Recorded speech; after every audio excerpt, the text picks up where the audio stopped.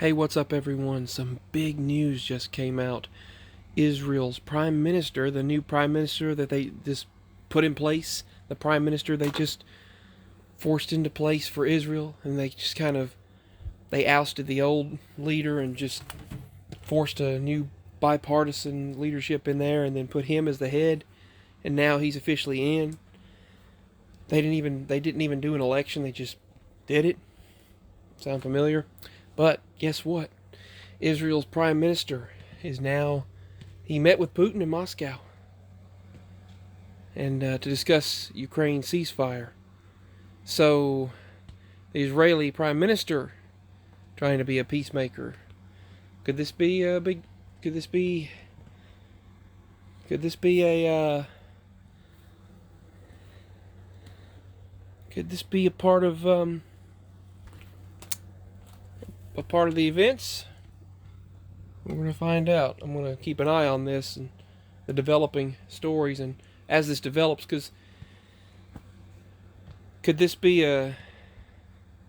I don't know. I don't want to say too much. But you all know. You know what I'm talking about. That false peace that they talk about.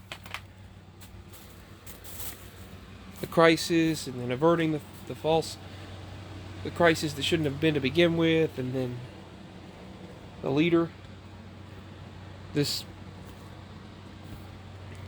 peace and security, peace and safety suddenly. We'll see how this meeting goes. All I know in the details is that 14 minutes ago, well, 16 minutes now, the Israeli prime minister met with Putin. And there they are. I don't know if this is an old image or a current one. Really something. Things are really kind of ramping up, so who knows? Apparently they met. The unannounced meeting took place with the blessing of the U.S. administration. The Israeli Prime Minister's office said that Bennett's diplomatic push was also coordinated with Germany and France, and added that the Israeli leader is having ongoing dialogue with Ukraine. He also spoke with Ukraine's president following his meeting with Putin. Ukraine's ambassador to Israel told the news source that Ukrainian leadership was informed in advance of Bennett's meeting with Putin, and they've been in support of it. 3 days ago, Bennett held separate phone conversations with both Putin and Zelensky.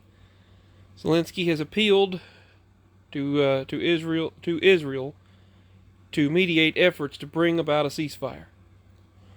Israel has sought to maintain good relations with Russia in recent years so that it can continue airstrikes against Iranian targets in Syria, which Israel regards as critical to prevent the transfer of precision-guided missile technology to Hezbollah.